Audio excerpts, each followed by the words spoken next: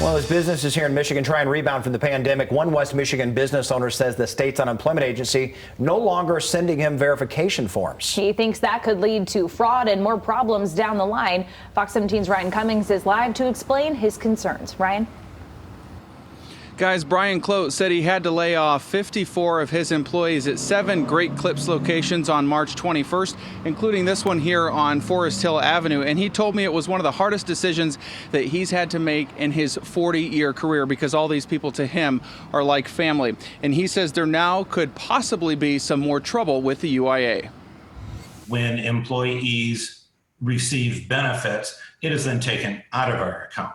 And so there's got to be some sort of an audit, and that's what it's for. Brian Clote is talking about this verification form sent out by the UIA, showing who filed for unemployment within his company and how much they received. Without it, he says he doesn't know who's filing and if their claim is even legitimate. And so without that detail, we have no idea. Possibly a former employee may have gone to work for somebody else. And if we're not communicating with them or whatever, they may not be on the list, and therefore we would have no idea if they're available to come back or not. The last time he got one of these letters was April 25th.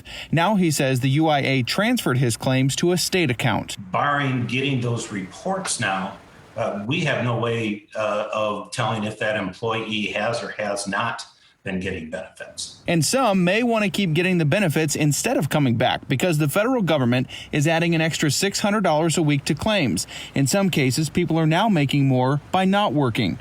But if their jobs are offered back, they would likely no longer qualify for unemployment. I understand this is low on the priority, but for small business owners who are looking at an opening date, it's really high on our priority is to get them off unemployment. State Representative Matt Hall says this is the first he's hearing about this issue. How does the employer know, to file a challenge if they're not getting these notices? So I think you really stumbled onto something very important here. So I give you credit for that. He says if people are falsely filing, it will drain the state's unemployment trust fund and lead to a tax increase for businesses across Michigan. We need this part of the system intact because we want to make sure those benefits go to the people who earned them and who need them, and not people who are ineligible. It's up to employers like Brian to dispute a false claim. Without these notices, he cannot do that. I worked real hard in making sure that my account only got charged for legitimate claims.